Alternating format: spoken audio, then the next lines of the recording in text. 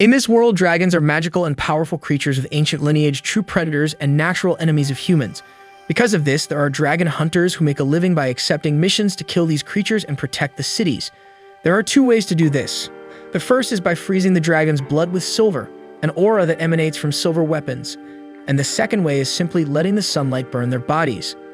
The anime begins by showing Ragna, one of these dragon hunters, emanating silver from his own hand to freeze several dragons with just one touch. Despite having this immense power, he desired to be even more powerful, showing that he was never satisfied. However, all of this was just a vision of the boy who was in the middle of training, trying to face a dragon with little result, which was a terrible time to have visions. Realizing that Ragna was having difficulties, his partner Leonica steps between him and the creature, easily finishing off the dragon. Leo tells him that he needs to stay more focused during battles as she does, and Ragna thanks her for her help by patting the girl on the head. Next, they burn the dragon's body and freeze its heart with silver, completing the job. When they return to the city, we see that Leo is considered a prodigy for having killed dozens of dragons alone, being the best hunter in the city of Ranabera, responsible for killing most of the creatures there despite being only 12 years old. Everyone envied and admired the girl, giving her various nicknames, but for Ragna, her only loyal partner, she is a hero whom he is sure will become even stronger as she grows up, and he takes several photos of his little heroine to document her growth. However, unlike Leo, Ragna had no ability to hunt dragons, which led some people to mock their partnership, like Sykes Charluk, ranked as the second best dragon hunter, with the highest number of creature kills in the city after Leo, which disappoints him because the girl didn't even know who he was. Sykes tells Ragna that he is only slowing down his partner, as his abilities are well below average, calling him nothing more than a burden. However, Leo immediately draws her sword, pointing it at Sykes to defend Ragna, leaving the hunter speechless. Leo asks him what he seeks with his silver sword and how much he desires to achieve what he wants, explaining that she seeks to have maximum strength to become stronger than anyone or anything. Because of this goal, she became a dragon hunter, as dragons are the most powerful creatures of all, and to prove that she is indeed the strongest, she wishes to face even the feared dragon god. She then asks all the people in the area if anyone wants to join her, promising to share everything they desire, such as wealth, status, and even glory. However, everyone remains silent and only Ragna speaks up, swearing to follow her as long as he can. Although she just delivered a speech worthy of the #1 dragon hunter, showing experience and determination when speaking with her partner, it becomes clear that she is still a 12-year-old girl. Even though she is a prodigy, there are still simple things that every child has, like wanting to sleep without taking a bath. At night, Ragna puts her to bed and lets her sleep peacefully while he goes to train, as his greatest desire is to become at least somewhat useful to Leo before he dies. He knows that, as he has no talent for hunting, he will never come close to her level, and he is certain that he will die at the hands of a dragon, but he wants to help her in some way before his departure. However, at that moment, he sees the figure of a man who tells him that he will never fulfill his wish of being useful to Leo because he will lose her before that happens. Then Ragna starts having visions of the city in flames, being attacked by multiple dragons, and shortly after, he sees his worst nightmare, the girl being killed by one of the creatures. Seconds later, he wakes up, realizing that he had fallen asleep while training, but is still scared by the fact that he can still hear the voice of the strange man in his head, saying that her time was near. The next day, Ragna goes shopping to cook whatever Leo wants, fulfilling all her wishes, making the girl very happy. Later, after eating the meat she craved, she falls asleep and Ragna puts her to bed as he did the previous night. In the morning, the two go to the guild hall where dragon hunters accept their missions.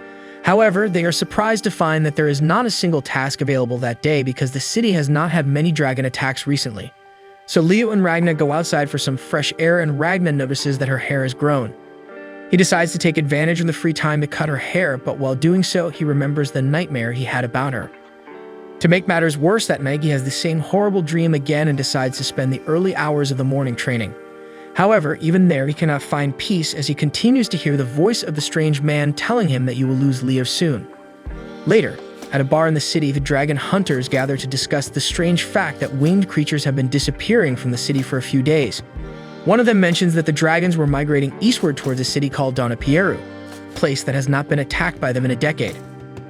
Leo overhears the conversation and once again acts like a 12-year-old, mentioning that the city Donapieru reminds her of a famous confectionery shop called the Silver Hen, and suggests that if they go there on a mission to hunt dragons, they should take the opportunity to visit the shop and try its food.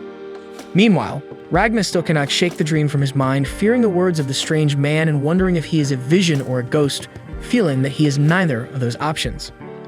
Leo notices his partner's concern and asks him why he has been working so hard lately. He replies that it is an attempt to help her in some way. Recognizing his concern for her, Leo recalls the day they first met, saying that when she saw him for the first time, she thought they had the same potential and the same level of strength. This surprises him because, apart from having no natural talent, he was still getting beaten up when they first met. However, although she admits that Ragna indeed has no natural ability to be a dragon hunter as she does, she says that her instincts tell her that he will become very strong somehow, though she cannot say when or why. Therefore, she promises to protect Ragna until that day comes. In a flashback, we learn about Ragna's past. His parents were eaten by dragons when he was only 3 years old, leaving him an orphan. Some relatives took him in, but shortly afterward, they too were killed by dragons, leaving Ragna with no one. That's when he was bought by a wealthy man, but some dragons burned down his property, leading him to believe that he was cursed. The rich man who bought him and his friends also blamed the boy's bad luck for what happened. They beat Ragna, accusing him of working for the dragons because wherever he went, dragons appeared shortly afterward, leaving only him as the survivor. Just when he had lost all hope of finding peace, he met Leo, who invited him to become a dragon hunter alongside her. She explained that having a special connection with these creatures was not a bad thing when you were hunting them, especially if you survived the fight. So she decided that he would be her partner that day, even though he was worried about bringing his bad luck to her and making Leo end up like all the others who had been close to him. However, she told him that only the weak died for her and the strongest, stronger than the dragons, survived. Since she was very strong, he had nothing to worry about. To prove his potential to Ragna, she took him on one of her hunts, and when they found a dragon, the boy thought it was the end for both of them. However, Leo defeated the dragon with a single blow, proving that she was indeed very strong.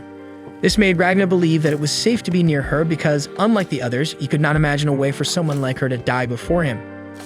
From that day on, they became inseparable partners, with Ragna thinking that he was no longer cursed by being alongside a hero like Leo, wishing to stay by her side until he eventually died at the hands of a dragon. That's why the nightmare of losing her that he couldn't stop having was so terrifying, as she meant everything to him. The next day at the guild hall, all the dragon hunters gather when they learn that the city of Piero has been attacked and destroyed by the dragons.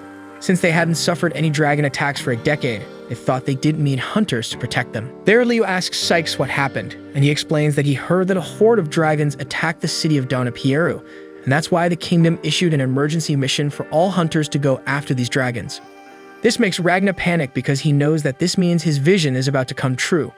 But when he tries to warn Leo about the impending danger, they hear a noise, and when they leave the guild hall, they see the city in flames and the dragon horde attacking, making Ragna recognize the similarity of the scene to his dream. Desperate, he goes after her, while the dragons attack the people who try to resist the attack in vain. Then the men see a person emerging from the flames and go to check if they are injured.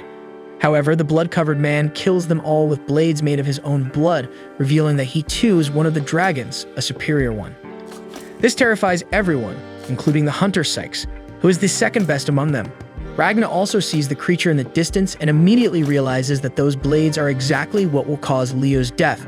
So when the dragon is about to attack Sykes, Ragna jumps in his direction, determined to do everything to save Leo's life. However, his sword breaks upon hitting the dragon, and the creature then sets everything on fire. Leo sees that Ragna is in danger and rushes to the location worried. Luckily, the boy falls safely into the river. She then asks Skiles to leave the superior dragon with her and go to Ragna. Next, she goes to the creature, swearing to avenge it for hurting Ragna. Meanwhile, the boy continues sinking deeper into the river, reminiscing about his dream. After losing Leo, he sinks into his quest for revenge, aiming to hunt all the dragons to extinction, training to his utmost potential, becoming incredibly strong, even though he feels it's never enough.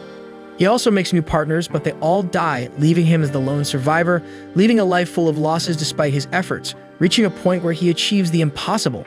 Then Ragna manages to get out of the river, encountering the man from his vision again.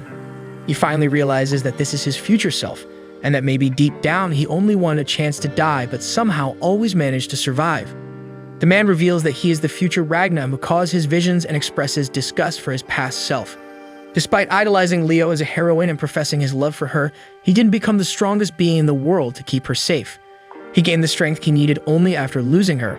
But then, even though he was strong enough to face any dragon and protect anyone, he had already lost everything, with nothing left to save, unable to see any reason for all that power. Ragna asks him to transfer all this strength to him because it's the right moment to save Leo and the others in the city. His future self agrees, hitting Ragna with his sword, causing Ragna to scream in pain, startling Skiles, who was keeping him safe during his visions. At that moment, his past and future selves merge into one, with Ragnar receiving all their memories and powers, understanding everything that happened, and the pain of becoming strong only after losing Leo. However, both Ragnars knew that this union came at a price, and they were both willing to pay it. Meanwhile, Leo is already tired of fighting the superior dragon, and he recognizes her strength. She also asks if he is the famous god of their kind, which annoys the creature. He says he doesn't come close to the grandeur of their god, and that she shouldn't even compare the two. After a long time of battling, he finally introduces himself as Grinwelt, explaining that he is the 10th seat of the Blood of the Wing, the most humble among all the superior dragons. This surprises Leo, as he has proven to be a formidable opponent. Grinwelt decides to have some fun and reveals why the city and the kingdom are marked for destruction. He tells her that their god has always loved the exotic dishes created by humans, especially the famous bakery in the city of Donapiero. However, even though he was a loyal customer, the bakery was robbed and went bankrupt. With the shop's bankruptcy, which was the reason the Wingblood dragons didn't attack the city, their god became extremely sad and angry. As a result, he ordered all of his lineage to destroy the entire kingdom. Grinwelt tells Leo all this to prove that the fate of the human nation was in the hands and whims of the god of the dragons. He insists that the battle between them and the hunters was never real because humans only survived when the dragons didn't take them seriously. He makes it clear that there was not a single human considered a threat to their species. After delivering the speech about how humans were completely insignificant compared to dragons, Grinwelt prepares to end the fight in Leo's life. However, at that moment, he senses a strange presence behind him, becoming frightened and even considering it might be an illusion. What he felt was the new power that Ragnar gained, making him incredibly strong and capable of freezing dragons with a simple touch of his hand, thanks to all the effort of his future self. Grinwelt remembers the memories of the adult Ragnar passing through his head. After losing Leo and spending 10 long years hunting dragons for revenge, desiring their extinction, he slowly became a part of his sword. Even though the fusion was painful, he continued to fight relentlessly. After 5 years, he had completely merged with his silver sword, making his own body a powerful weapon radiating silver. 3 years later, he developed a technique to increase the silver in his body. After another 4 years, he learned to control it at will. After a total of 10 years, he became a being far beyond human capacity, mastering his silver battle arts technique. All these years of training and techniques were now in the present Ragnar. Approaching Grinwelt, he senses a power similar to the one he felt around monarch dragons, those chosen by their god to lead dragon lineages. Despite feeling this supreme power from Ragnar, Grinwelt denies being afraid of a mere human and assumes his true form, enabling him to use his full potential. He starts another speech about how dragons are powerful and humans are weak and inferior. However, in a matter of seconds, Ragnar freezes Grinwelt completely and shatters him, leaving nothing of the supreme and chatty dragon. With everything finished, Ragnar finally comes to his senses, realizing he had saved Leo's life and changed his future of pain and suffering. He runs to her, barely believing what happened, and starts crying, relieved that he still has his partner by his side. As he cries as if the world were ending, she tries to reassure him, saying that everything will be okay and recognizing his hard work to become so strong. He says that someone else worked hard to achieve those results, someone who was no longer there despite Ragnar knowing how much he suffered and missed Leo. Meanwhile, somewhere in the sky, filled with gears for some reason, the future Ragnar meets a girl who tells him that even though he and his past self have accepted the price of their fusion, the past Ragnar won't live for much longer. She notices that in all those years she knew Ragnar, she had never seen him make such a sentimental expression as he was making at that moment. Even after all that time together, this was the first time she saw him without a somber look. However, what mattered now was that all their hopes of creating a world where no dragons existed were entirely in the hands of their past selves. On that day, the dragons attacked 7 cities in the Eastern Kingdom, and out of the 7, 6 were completely destroyed, including the capital. However, on that same day, the Dragon Reaper was born. After that, in Ragnar's city, the dragons mysteriously disappeared and they managed to put out the fire despite the numerous casualties and the destruction of half the city, including the inn where Ragnar and Leo lived.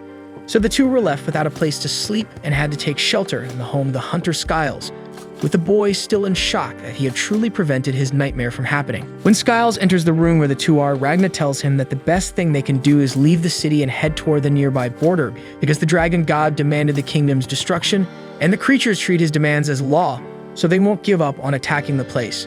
However, if they move away from their target, everyone could be safe. Skiles questions why Ragnar suddenly became intelligent and extremely strong as he had no talent before. He asks how Ragnar gained all that power to defeat Grinwelt so easily, but before he can answer, Ragnar falls asleep on his bed. Leo explains that even though he spent many nights training hard while she slept to achieve those results, all that strength was draining him and making him unstable. At that moment, Ragna starts calling for Leo, and she tries to reassure him that she's right by his side, but he continues to call her name. Suddenly, she and Skiles hear a noise and go to see what it is, leaving Ragna sleeping. Outside, they are startled to see that, for some reason, the forest is attacking them. Leo rushes to the site of the attack, with the woman who was with Ragna from the future saying that their story is about to begin now that their paths will cross. A little earlier, we see that somewhere within the forest, a chef serves a roasted lamb dish to a portly man named Marugabud. Clearly, the chef and his staff were very afraid of him, and with good reason. As soon as he tastes the food, Marugabud exclaims that he found the meal delightful, but nothing compared to the taste of the chef. He reveals himself to be a very hungry dragon. He devours the chef, leaving his two staff members horrified, but they also don't last long. Next, he moves on to the last person standing and says that the dragon god demanded the destruction of all humans in that kingdom, which means he can devour as many people as he pleases. Then his tentacles start to spread throughout the city like vines, which are the attack Leo and Skiles saw coming toward the forest. The dragon captures the poor girl and prepares to feast on her, just as he did with the others. Meanwhile, dragon hunters rush into the forest, trying to defeat the tentacles they encounter on their way. However, Skiles doesn't understand how a dragon is attacking because they are creatures that should not withstand sunlight. This makes him doubt if they can trust something as basic as this information. Nearby, Leo is attacking the relentless tentacles that keep emerging. Suddenly, she notices that many of them have just destroyed Skiles' house's roof and captured Ragna, who was still sleeping soundly. She rushes to save him, but the tentacles prepare to attack her. However, with Leo in danger, Ragna immediately awakens from his slumber, radiating silver from his body, freezing all the nearby tentacles, which catches the attention of the dragon and the hunters nearby. He then realizes what's happening and runs towards the dragon, completely ignoring Leo, who is calling for him, asking him to wait for her, but ends up falling behind because she struggles to keep up with his pace. Ragna doesn't hear her calling his name because he feels guilty for feeling relieved after saving her and lowering his guard, realizing that he should have known the danger was far from over. He then spots the dragon and delivers a powerful kick to its face, sending it flying and releasing the girl. Ragna believes that the only way to change his future and prevent everyone around him from perishing at the hands of the dragons is to not rest until they are all exterminated by his own hands. However, he wonders if he is truly capable of such a task, considering that even his future self couldn't succeed. It's only at this moment that he recognizes the girl right next to him and realizes she is Crimson, his future partner. Ragna believes that Crimson must have come to find him, but her reaction indicates it was merely a coincidence. Nonetheless, he remains excited because now they can join forces in their mission to exterminate the dragons.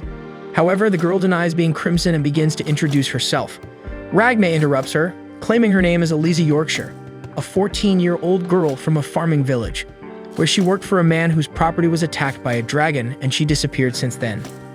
Ragna insists that at least that was the story she told him in the future, but she corrects him, saying she doesn't understand and clarifies that her name is Elise. Ragna cuts her off again, stating that he knows she is the dragon monarch Crimson, a former Bloodwing progenitor, considered a traitor by her kind for attempting to kill their god. Ragna continues, explaining that it was Crimson who also bridged the future and the present so they could achieve their goal of exterminating the dragons from the world, including himself. Ragna then explains that they share the same objective, and for that reason, they should work together, as this time they might succeed where their future versions failed. However, the girl slaps him in the face, offended because he first referred to her as a man and then as a dragon. This catches Ragna completely by surprise, and at this moment, Leo finally arrives in the forest, exhausted from running so much. However, she's not the only one who arrives, as the dragon has also returned and is very angry that a mere human kicked it in the face.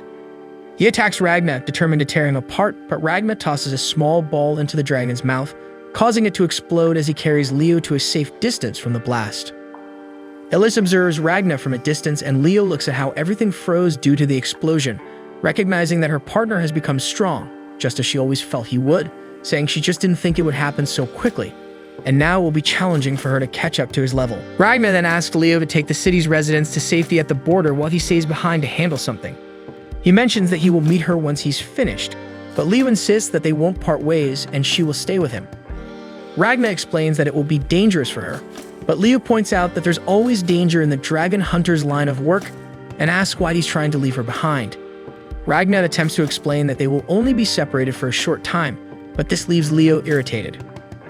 The boy is surprised as he has never seen her lose her composure like this before, considering that she always appears strong, calm, and resolute with better judgment and confidence than many adults. However, in this situation, he realizes that she is still just a 12-year-old child. Ragnar recalls what his future self said about idolizing a young girl and taking advantage of her, making him understand what he meant as he was weak, forcing her to be stronger than necessary. So he decides that he doesn't want to be weak anymore, as it's the only way he can achieve his goal and keep Leo safe. He reminds the girl of what she said when they first met, about how the weak die and the strong survive, and how that saved him, but now she is weak and won't survive if they continue together. These words hurt Leo, making her so angry that she tries to attack Ragna, but he stops her sword with just a finger and tosses her aside. He then bids her farewell, and Leo loses consciousness. When she wakes up, she is already on her way to the border, being carried by Skiles. The hunter asks what happened between them, and Leo recalls when she told Ragna about her goal to become the strongest in the world. She had held that goal since the first time she wielded her sword, but when she asked if he had a similar dream, he said that as long as he was with her, everything was fine. This brings tears to Leo's eyes because he has now achieved the maximum strength she has always strived for, without understanding why he left her alone. From a distance, Ragna watches as she and the other town's residents depart, and Lise asks if he really wanted to separate from Leo in that way. Ragna cries, saying that he can only be near people if their loss won't hurt him or if they won't die. He goes on to call her Crimson again, which irritates the girl. She says that if she were truly a dragon, she would have died as soon as the sunlight hit her. Ragna insists that the sun is not a problem because his Silver Art's powers are locked, and even though she can't use her powers properly, her weaknesses have disappeared.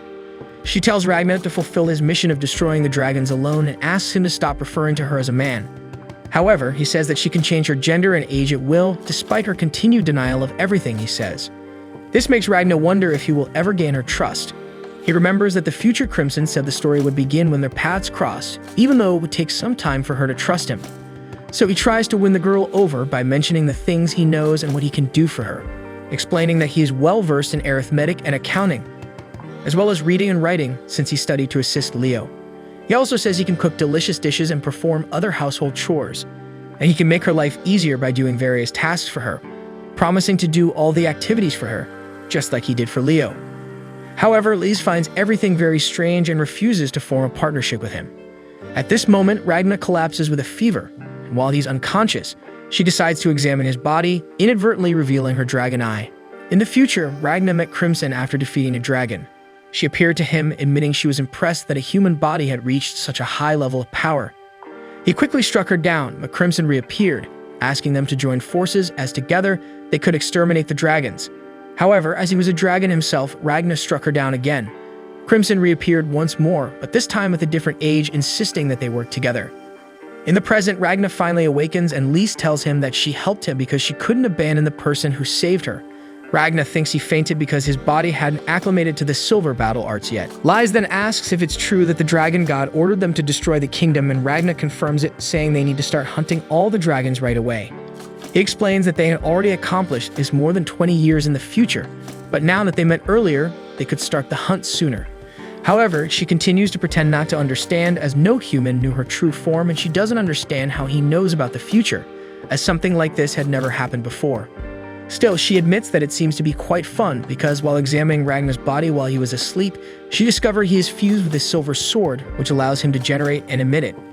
She doesn't understand how it works, but it's evident that Ragna's potential is incredibly high, which excites her and makes her want to test this new method of killing dragons. Suddenly, a dragon flies past them in the direction of the city where the people were. Immediately, Ragna carries the girl and starts running towards the dragon, determined to save the people. He asks if she has any orders, making it clear he will obey whatever she commands, which excites her. She denies being Crimson once again, but orders him to destroy all the dragons. Then, after reaching the location where all the dragons were flying, Ragna prepares to face them, creating several silver swords that defeat the dragons one by one. Crimson examines one of the weapons and realizes that, while not very well made, it has enough potential for a second-rate hunter to eliminate even superior dragons. This makes her imagine how incredible it would be if they could equip an army with such weapons. She then releases her servant, a slime inside her stomach, and finally takes on the appearance of Crimson, eliminating the remaining living dragons. Ragna is pleased to see that he was right about her being Crimson, and she says she'll accept joining forces with him on the condition that he drinks a poison that will only take effect if he attempts to rebel against her, as his silver power poses a threat and she needs some guarantee. She tells him to drink it if he truly wants to be used by her, thinking she will have to deliver a convincing speech to persuade the boy. But Ragna drinks the poison without hesitation, which surprises her. She asks why he is so determined to exterminate the dragons. Ragna explains that it's the only way he can protect everything that his future self lost. Crimson comments that it doesn't sound like a very heroic goal because it seems to be for his own benefit. However, that doesn't matter much to her because she will use and guide him on the path to the extinction of their kind, eliminating all 6 dragon lineages and then their god. But she makes it clear that when their mission is complete, Ragna must eliminate her to wipe out all the dragons from the face of the earth completely. He agrees to Crimson's terms, realizing that he has heard the same speech from her in his future. With him accepting all of her terms, she says they can start the story of how they will exterminate all the dragons in the world. After reaching an agreement with Crimson, Ragna gets to know Slime better, who appears in his human form to question the way he was speaking with his master. Ragna acts as if he already knew him, which irritates Slime. Slime asks Ragna to address him as Lord Slime because he is Crimson's #1 servant. However, she interrupts and asks Ragna to tell her about the future. He explains that they lost the battle against the dragons, but Crimson already knew that and asked Ragna for more details, such as how many dragon monarchs he killed. Crimson bombards the boy with questions he couldn't answer, and Ragna explains that he only has a general outline of the future's memory, but doesn't remember details. Ragna says he only recognized Crimson after seeing her, meaning he needed a trigger to access his memories, which Crimson finds quite convenient. Ragna asks if she was suspicious of him, and Crimson explains that she's suspicious of everyone except herself. She then asks if Ragna can use his strength to its full extent or if he can only remember the basics. Ragna explains that his strength doesn't depend on his brain but on his body, allowing him to access his full strength. Meanwhile, a superior dragon is enjoying the screams of the girls caught in its tornado, making him feel even more in tune with the wind. After some time, some dragon hunters engage in battle with the creatures, but they are no longer confident and don't feel like true hunters. At that moment, Ragna appears and swiftly eliminates all the dragons with his silver aura. Crimson expresses her interest in seeing how the boy's power works, and immediately Ragna says he will eliminate as many dragons as she wants, but Crimson doesn't want Ragna to do anything. She wants the dragon hunters to handle it. She introduces herself to the people, assuring them that everything will be fine because Ragna, the Reaper, has eliminated all the nearby creatures. She claims the boy is a dragon hunter who has already defeated several superior dragons, and she's a mage and his companion. Most of the magic in that world belongs to the superior dragons, but there are a few human magic users, though they are so few that no one knows exactly what magic is despite being aware of its existence. Crimson decides to take advantage of the people's limited knowledge of magic by using her power and pretending it's magic. They believe that Slime, who was devouring the dragon's bodies, is also a type of magic, and Crimson invents that he is a pet she created. Everyone is impressed with her power, and she encourages them to repeat multiple times how amazing magic is. After repeating the same phrase several times, one of the dragon hunters introduces himself. His name is Michael, and he tells Crimson and Ragna that there is a dragon that only the two of them can defeat. He explains that everyone there fled from a tornado that clearly had a sinister creature inside it. Crimson realizes that the man is talking about the third seat, the third dragon from the top, which personifies the wind, named Dizistraw.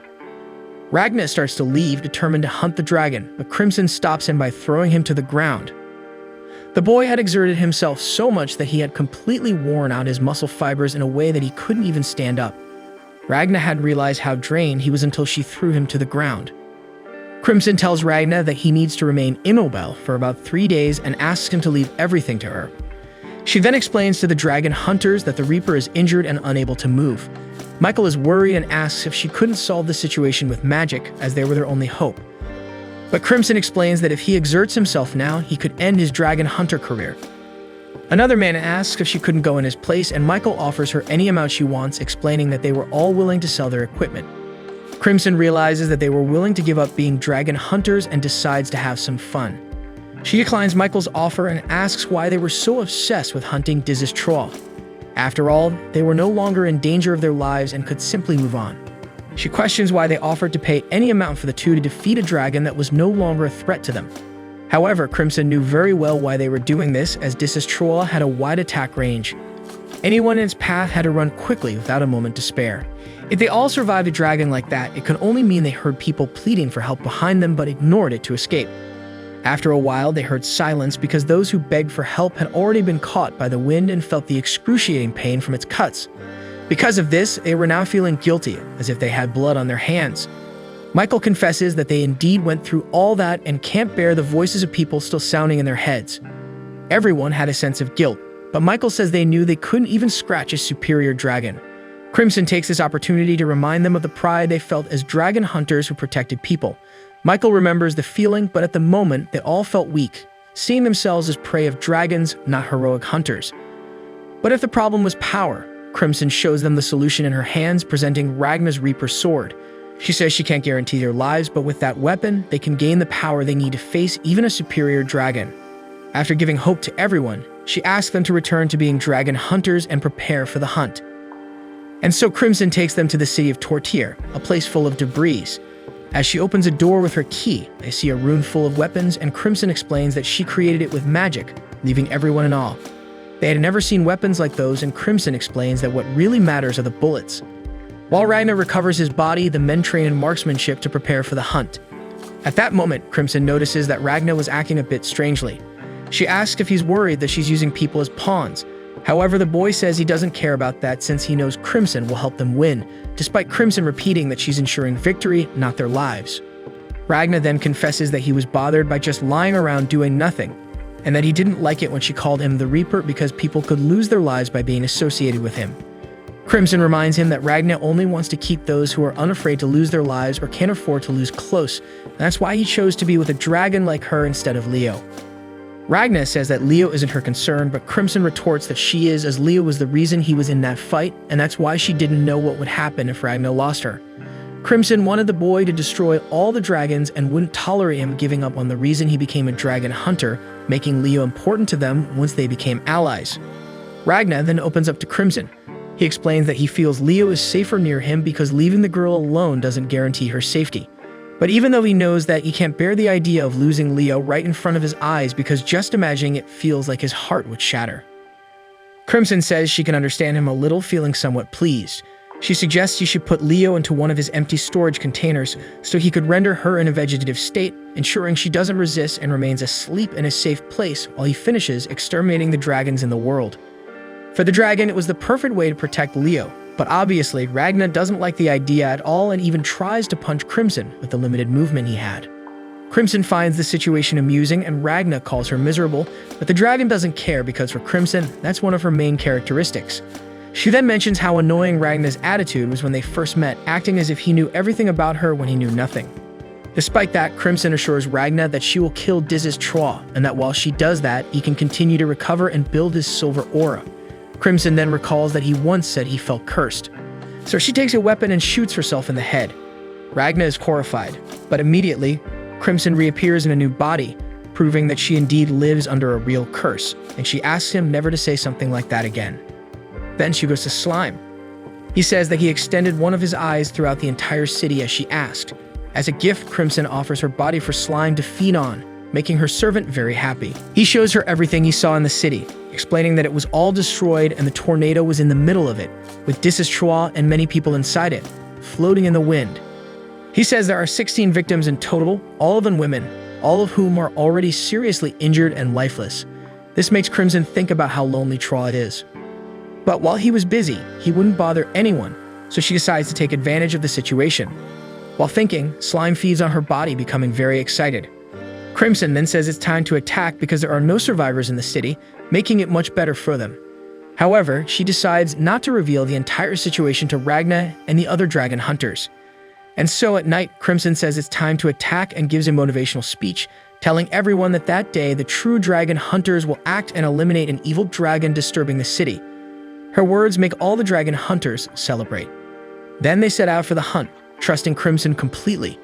Diz's Troll notices them approaching and thinks that help came too late because there was no one left there who could be saved. However, no matter how much he wanted to have more fun, Diz's Troll knew that the sun would rise soon and thought it best to leave while there was still time. But Crimson grabs a megaphone to say that they are the dragon hunters who will take advantage of that morning to eliminate an evil dragon disturbing the city. She continues saying that the dragon is just a lonely being pretending to communicate with the wind when it's just a monologue. She even says that he is a creature bored of standing in the middle of nowhere by orders of a crazy master. Thinking that a mere human was saying these words, Diz's Troll becomes irritated that such a weak creature would speak this way of the dragon lineage. He believes that whoever said those words clearly didn't know him, as he is a winged blood, a third from the top, the dragon of the wind, feared by all for causing excruciating pain with his tornado. The man begins a giant monologue about his superiority, but it only proves that Crimson was right, and he was indeed a very lonely being, now wishing to take out his frustration on the dragon hunters. While everyone prepared to proceed with the plan, Michael couldn't help but ponder how they had spent 2 entire days preparing for that attack, putting complete trust in Crimson and pushing their fears aside. However, as he witnessed the enemy's power, Michael began to doubt whether they could truly face a superior dragon like that. Despite his fear, he stood firm and encouraged his companions to press on. The Disastrous tornado was twice as fast as the vehicle they were using. Knowing this, Crimson planned to drive towards the sun, combining the attack of sunlight with a silver attack, since only one of them wouldn't be enough to defeat a dragon like that, as his body regenerated faster than it received damage. The hunters followed the plan and fired at the dragon. Contrary to what all the hunters believed, the silver didn't freeze the dragon's blood, but rather the magical power flowing around it. It was the silver that started to freeze the Disastrous tornado. However, unbeknownst to him, the bullets were regular, and it was actually the silver aura of Ragna, hidden and recovered, that was freezing his tornado. Disastrous thought that this trick wouldn't be enough to destroy his tornado. However, at that moment, Michael fired, this time using a genuine silver bullet. Although the tornado managed to resist the attack, it was significantly weakened. This infuriated Disastrous, who still believed that the mere hunters were deluded to think they could face a superior dragon like him. The hunters continued to shoot, and Crimson found it amusing. Then, thanks to Ragna's silver aura, the dragon's tornado dissipated, causing it to fall. Slime captured Disastrous and threw him onto the silver lance of the hunters, and the dragon began to freeze. Disastrous was shocked to realize that the humans had indeed defeated him. The dragon struggled, trying to conjure his tornado again, but he was too weak to use his power. As the sun began to rise, the dragon started to burn, successfully concluding all parts of their plan. Suddenly, Disastrous managed to break free from the hunters, still impaled on the silver lance, but Crimson ran him over. Too weak to fight, Disastrous understood that he was defeated and wondered how a dragon like him could be defeated by mere hunters. After all, he was a super powerful, superior dragon capable of creating 8 tornadoes at once. Crimson, who knew his abilities, realized that if he had used them, the group would never have been able to defeat Disastrous. But his pride had driven him to want to defeat the humans without using his full power, leading to his downfall. Crimson noted that after Silver and Sunlight, pride was the 3rd weakest point of every dragon. However, even though she possessed all the necessary knowledge to defeat Disastrous, the plan was actually Ragna's. He knew that Crimson had the knowledge to defeat any dragon she wanted and didn't need to know about the future. Still, she wanted to test her knowledge as an experiment. He realized that Crimson was as amazing as she was formidable. Even though they were partners at that moment, once they finished hunting all the dragons, Ragna would have to hunt Crimson. After they finished eliminating the Wind Dragon, everyone bid their farewells, and Crimson erased the hunters' memories, causing them to forget about her. Afterward, Crimson disappeared, and the hunters thanked Ragna, saying they wouldn't have been able to defeat the dragon without his help. However, Ragnar replied that he hadn't done much, and Michael said they could claim that the dragon hunters had achieved the victory. After the hunters left for the border, Crimson showed Ragnar a radio. In the broadcast, the royal army of Reese sent a message to all the kingdom's subjects. All the borders were under attack by dragons, and they were instructed to follow the local authorities' guidance to evacuate to the capital, where they would receive shelter. However, it was explicitly stated that no one should approach the borders. Upon hearing the message, the two realized that it was clearly a trap set by the dragons, who were blocking all the exits to lead people to the capital, gathering everyone in one place, so they prepared for a new hunt. 5 days earlier in the capital, King Femid Reese received news that the dragons had destroyed the city of Donapieru and decimated his army. The informant recounted that in the middle of the night, many lightning strikes had struck the city, and several dragons had attacked simultaneously. The king instructed the informant to gather the troops and send reinforcements from the cities of Ronabarilla and Tortir immediately. Additionally, he asked them to hire as many dragon hunters as possible, emphasizing that they should avoid superior dragons at all costs. The king then pondered the lightning strikes that had hit the city, and his advisor mentioned the similarity to an event that occurred 20 years ago when Garnus's army invaded the Dornapiera region and was decimated by an unknown dragon that shot lightning. The king had hoped that the dragons living among them could coexist peacefully, and wondered why the dragons were attacking at that particular moment. But he remained calm because the city was protected by a barrier, and not even the strongest superior dragon could breach it. Ironically, at that very moment, a dragon appeared. She was a winged girl who looked like an angel. She apologized for her unexpected visit and introduced herself as Artemisia, a first-level dragon from the winged lineage, crowned by the dragon god. King Femid recognized her as the dragon with angelic wings known as the King of Wings. Artemisia was pleased with the title given to her by humans. He asked how she had managed to breach the barrier. The capital was protected by a solar wall that absorbed sunlight's energy and converted it into a protective aura, making the city glow even at night, known as the sunset technique. Artemisia reassured the king that the barrier was working perfectly, and that it even made her struggle with the heat. Realizing that his barrier didn't affect Artemisia, the king thought of her as a mysterious being no one knew much about. Femid didn't understand her true role in the war between humans and dragons. Seeing the king's concern, Artemisia assured him that his subjects couldn't move, but nothing bad would happen to them. She explained that she had frozen the world with her temporal manipulation magic to prevent the city from panicking about her visit. She apologized for freezing his city and explained that she did it because she wanted to talk to the king and offer her apologies. This caught King Femid off guard. Artemisia explained that it was never her intention to attack Dornapieru, but one of the dragons had done so without waiting for her orders. She was left with no choice but to punish him for his actions and go there to apologize. She said she was sorry for not being able to stop the panic caused by the destruction of Dornapieru. Her actions, combined with her angelic appearance and gentle voice, made King Femid question if she was really a dragon. He wondered why he could still move if she had frozen the world, and since she claimed the barrier was working, he wondered whether he should attack her or not. However, Femid thought better of it and concluded that attacking her was not the right course of action. Not only was the winged dragon not showing herself as a threat, but it would likely lead to war against her entire lineage, resulting in the annihilation of his kingdom. The king decided to accept the dragon's gesture and bowed to her. Femid then said he accepted her apologies. Artemisia was grateful and said it only made her task more painful. She wanted to prevent her subjects from suffering and offer a quick and painless end to all of them. This left King Femid in shock. He remembered that Artemisia had said she didn't want to attack the city.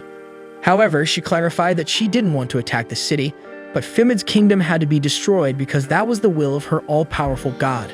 Artemisia said she had planned to do it quickly and discreetly, but the attack on Dornapieru prevented her from doing so because the population panicked and some subjects even wanted to escape the kingdom. Therefore, Artemisia ordered her subordinates to go to the borders to block the passage and prevent people from fleeing.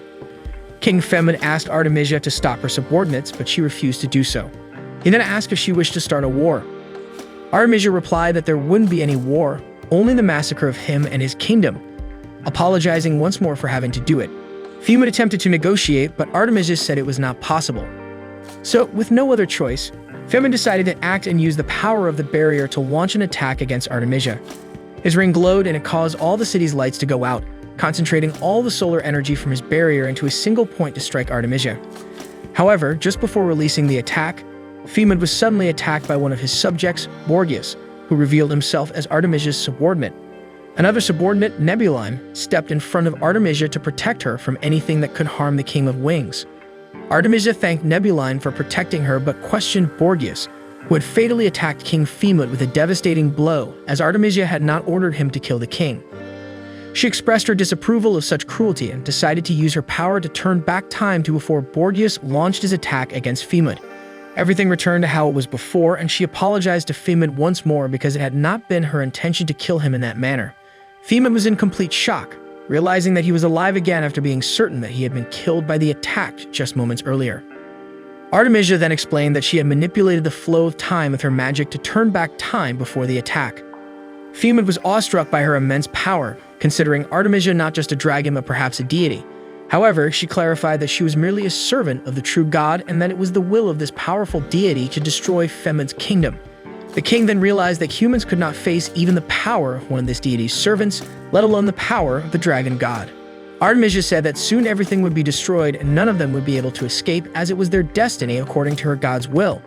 She explained that she had a way to spare them from suffering, but she needed King Femid's assistance. Her plan was to eliminate as many people as possible quickly and painlessly. She told Femid that, as a king, he must help guide his subjects. With no other choice, he agreed to help her achieve her goal. The royal army of Lys conveys a crucial message to all citizens. They report a large-scale dragon attack occurring in a city near the border.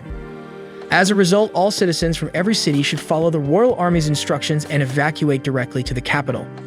In the king's castle, a soldier informs His Majesty Femid Rees that the number of refugees keeps increasing, and at this rate, it would be challenging to continue allowing entry to everyone. The king, with an empty gaze, says that this is not a problem and that everyone should be let in. He reassures that there's no need to worry about the future and that everything will be fine. On the other side of the city, a black-headed figure on a lance comments that no matter how proud or capable a person may be, after they die, they seem to lose their soul. He is referring to the king, as apparently his spirit has disappeared. Then Artemisia arrives and says that she thought he would be a pile of ashes by now. The figure responds, expressing great happiness at her presence. She informs him about the entire situation. The plan was already in motion, and in 10 days, all the people gathered in the capital will have a peaceful death. However, there is a problem. The ninth place, Dornia, was defeated. The culprit was Starly Elise, the second princess of that kingdom. The figure mentions her as the Silver Princess and the Argentum troop. The queen reveals that she has sent the 5th place and the 6th place after her.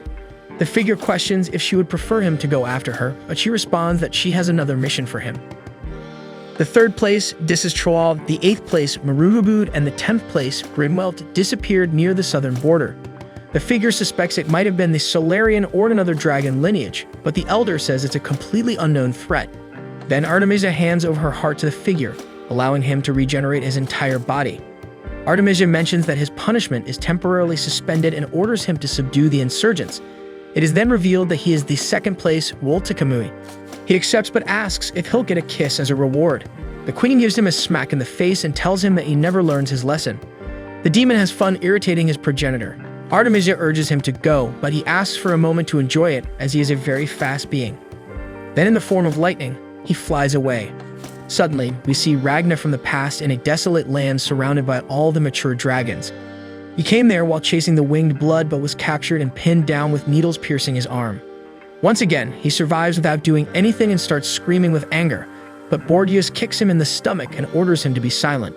Borgias asks everyone how they should deal with that human while everyone else had died. He asks for their opinions. Chantioras, the 12th place, is bold and believes there's no other option but to kill him as he sees no reason to let him live. Barong Shura, the 11th place, suggests making him food for those who want to eat. Grimwelt, the 10th place, suggests stabbing him and exposing his carcass. Dornian, the 9th place, prefers to use him in her experiments since she's developing a new floral arrangement with humans. Maruvabu, the 8th place, claims to have a cruel and unusual murder method.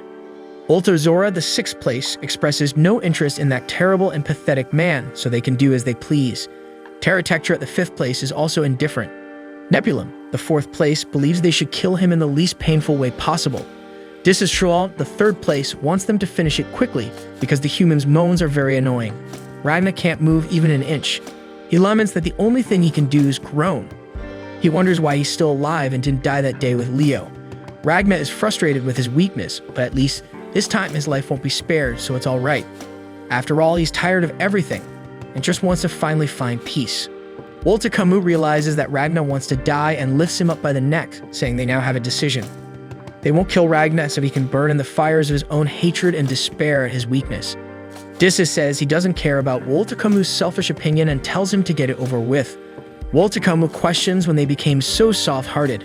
He releases Ragna and asks if anyone opposes his opinion, then Artemisia appears and strikes him with her lance, saying she disagrees with his opinion. The dragon's head pops out of his body with a blow and he falls to the ground. Artemisia explains that she despises those who disturb the group's harmony and tells Woltekamu to shut up. Artemisia has heard everyone's opinions but asks them to accept her desire.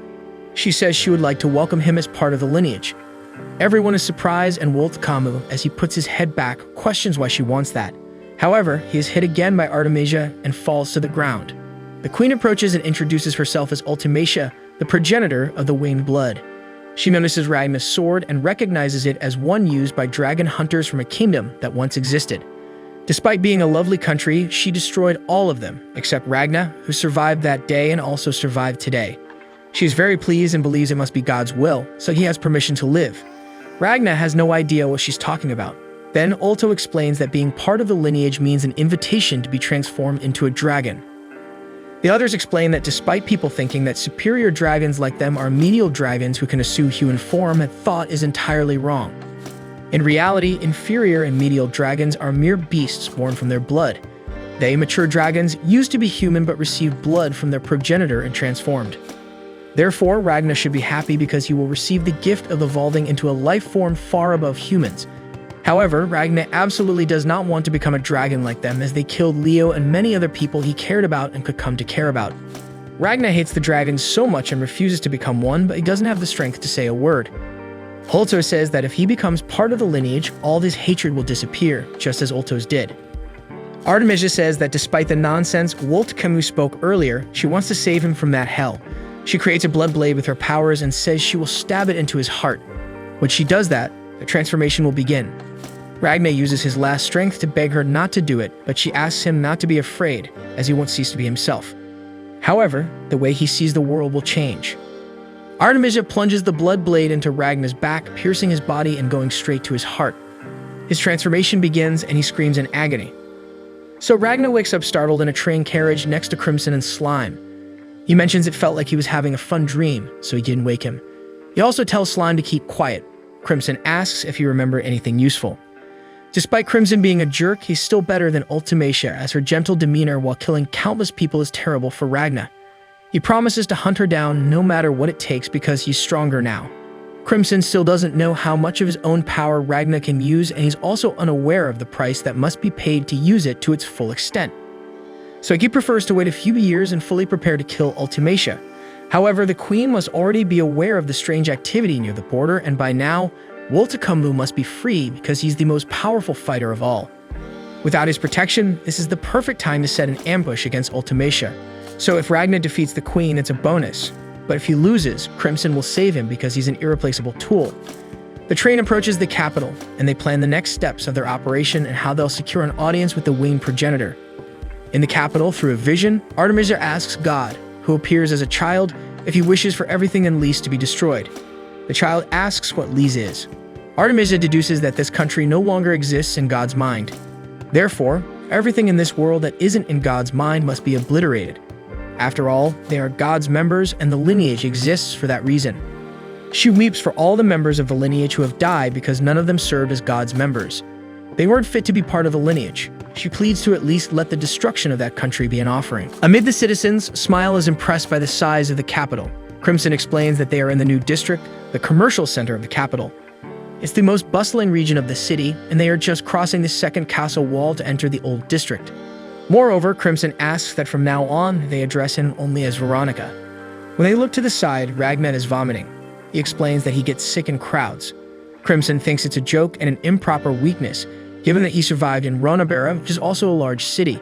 Ragnar tries to remember and recalls that the reason was Leo, who had always been by his side. Crimson questions if they should cancel a hunt due to Ragnar's condition.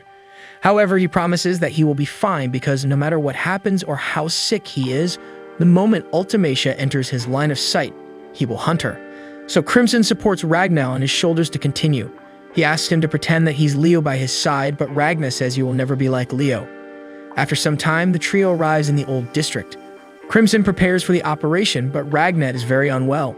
So he asks Slime to stay and take care of Ragnar until his return in 2 hours.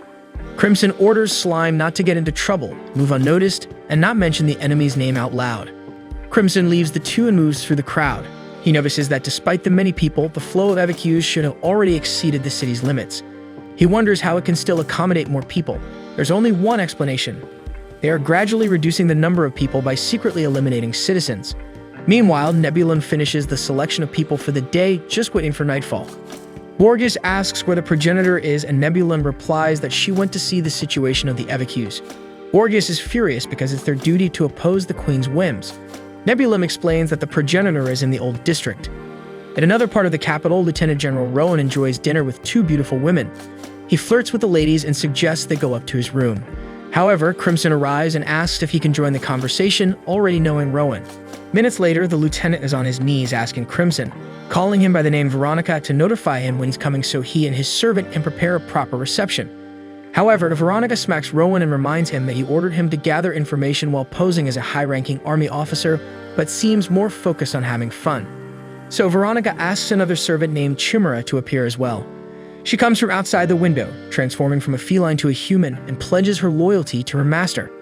Then Veronica explains that everyone needs to cooperate so that Ragnar can kill the winged monarch. In the midst of the crowd, Ragnar and Slime watch a military performance.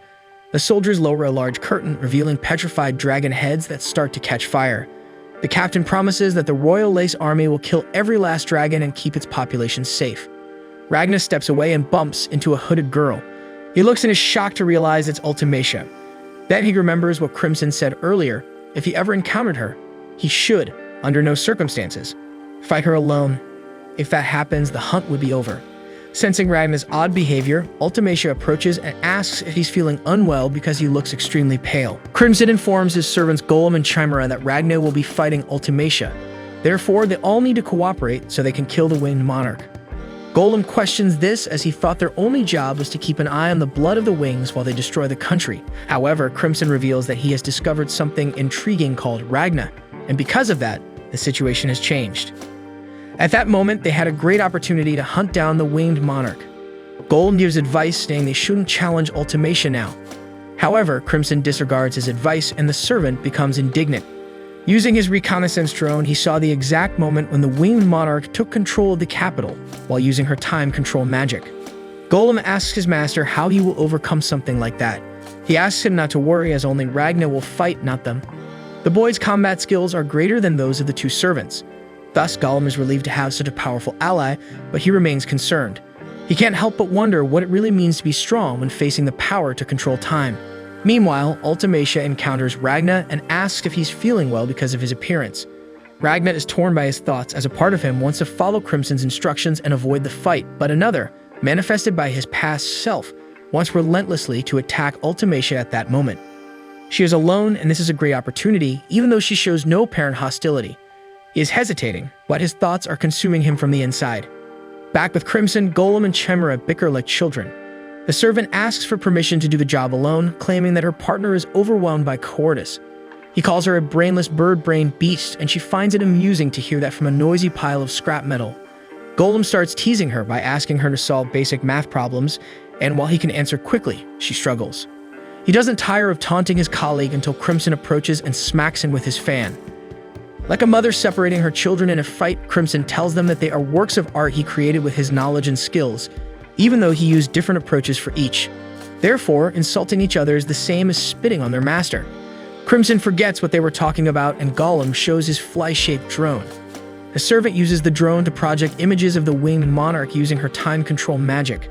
The three of them are impressed by the power of time control. Then Crimson asks Golem to self-destruct, leaving him shocked and confused. The master asks if he's insinuating that Crimson is acting like an obsessed fool with his new toy. Golem realizes the problem he has created for himself and becomes afraid, but Crimson says it would be inconvenient for him to do it now, and it's better if he explodes during the battle. He begs for mercy, and the master loses patience and kicks him to the ground. Crimson then reveals that the time control magic is not invincible, and those images are proof of that. Elsewhere in the country, Wolta Kamui arrives in his lightning form and encounters the group of warriors who fought against Troll. He is upset that the dragon was hunted down by those idiots. The warriors are frightened because they realize that this dragon is superior. Wolta Kamui says it's clear from their faces that they already know it's their time to die. He demands that they tell him everything they know about the guy who gave them those silver swords. They are free to refuse to provide the information if they have the courage. In the city, Ultimacia continues to stand in front of Ragna, who is paralyzed. Slime advises Ragna to keep his distance, as this guy might end up vomiting on her. He mentions Ragna's nausea in crowds and calls him a real wimp. The monarch apologizes and says she didn't realize. Slime accepts her apology without any issues and says that we all make mistakes. Ragna has his hand on the hilt of his sword, hesitating, but ultimately decides to give up. He won't fight, and he sees it as a better option to find Crimson and hunt down the monarch again later. In a very friendly manner, Ultimacia apologizes for the inconvenience and asks him to take care of himself. Despite this being a good moment, Ragna believes that this is the right decision. He almost acted rashly when he was alone, but thanks to Slime, he didn't take any further actions. Slime approaches Ultimacia and senses a different scent from humans, which seems delicious to him. He jumps off Ragna's shoulder and asks for permission to lick Ultimacia's face. However, the boy accompanying her intervenes and stands in front of Slime, reminding her to hurry up and find her parents. Slime becomes curious and asks what the boy was talking about. Ultimacia explains that she was helping him find his parents. Ragna is inwardly furious to hear this as he remembers all the harm that the monarch has caused throughout his life. He can't believe that someone like her is being kind to that child. Ragna asks for the reason but quickly regrets it, as it might raise suspicion. Uncomprehending, Ultimacia asks if there needs to be a reason to be kind to someone. Ragna reflects for a while, but then he pulls Slime and asks them to leave. However, Ultimacia calls him and asks him to wait, wondering if they have met somewhere before. Before she finishes the question, Ragna denies it shortly and continues on his way. Then Nebulim arrives, looking for Ultimacia. He is relieved to find the monarch after searching for a long time. The elder is furious, and she apologizes for the trouble she caused. But before they continue their conversation, Nebulim asks who the guy is, pointing at Ragna and suspecting he might be a dragon hunter. Ragna places his hand on his sword in alert for what might happen, but the monarch explains that she initiated the conversation and that he was just feeling sick in the crowd. Nebulim then recalls that this kind of thing is normal and happens to many people, including him. Remembering it, he gets sick and vomits in the middle of the square. Ultimacia is concerned and suggests they find a less crowded place, but as she looks back, she realizes that Ragma and Slime have disappeared. While they review the footage, Golem and Chimera wonder why the winged monarch is not visible. Chimera realizes that after appearing suddenly, the rune changes completely. She concludes that Ultimacia stopped time up to that moment. The question is, why did she choose that moment to resume the flow of time? At first, Golem thinks she may have run out of magic, or perhaps there is a limit to how long she can freeze time. But then Crimson explains that at that moment, she only reversed time for the injuries that led to the death of King Lise. Despite her immense power, Ultimacia cannot pause and reverse time simultaneously. To reverse time, she must unpause it, and while she is in the process of reversing it, she cannot pause it. Therefore, this is the weakness of time control magic. Crimson envisions a scenario in which they plan an ambush and kill the monarch. If they do that, she will automatically use her magic to reverse her body to a living state. However, while she is doing that, she cannot freeze time. So before she finishes restoring her body, they kill her again. The magic is triggered again, and time is reversed. They kill her again, and so on. If this continues, her magic will run out and she won't be able to turn back time. Naturally, to defend herself, Crimson hopes she will counterattack using her energy reserves. That's why Ragna must be able to defend himself and kill her. Crimson recalls the conversation they had by the campfire, and if it's true that they killed the winged monarch in the future, this must have been the method used. The only direct lethal aspect of time control magic is the inability to use different powers simultaneously. This is the only way to confront the monarch at the moment, so Ragna is capable of defeating her in a one-on-one confrontation. Golem and Chimera's role is to take care of Nebulim and Borgias, preventing the dragons from helping the winged monarch. They must be cautious, as this is a great responsibility. In alley, Slime asks what's gotten into Ragna. He ignores the servant and questions if he made the right choice. Despite the fact that his future self wouldn't have hesitated, Ragna is different. He hasn't lost anyone yet. Then a representation of Crimson emerges from the shadows and reminds him to stay calm and obey his orders. Although he convinces himself that he made the right choice, Ragna still has a horrible feeling inside him. He asks Slime to transmit a message to Crimson using a communication device. The message is that he found the target. Crimson then goes out alone, leaving Slime astounded. Meanwhile, Crimson realizes that his servants still don't trust Ragna. This is understandable since a new human without loyalty is playing an essential role. However, the mage is not worried because he has been sending subliminal messages to Ragna since the day they met. On the day he gives the order, the hunter will ruthlessly kill whomever he wants. Crimson then receives a desperate message from Slime. The master asks what it's about, and upon realizing that Slime failed to follow all of Crimson's orders, Slime decides to speak out, saying that the stupid human betrayed them. In the square, Ultimacia and Nebulim return the lost child to his parents. She thanks him for the help, and he affirms that the monarch had no selfish actions. Ultimacia asks if that family was included in the list for that night, and Nebulim confirms, saying that the three of them will disappear. The monarch is pleased because this way she can make people inside the barrier disappear without feeling pain. Although escaping death is not possible, pain and fear can be avoided. Ragna listens to all of this and becomes furious.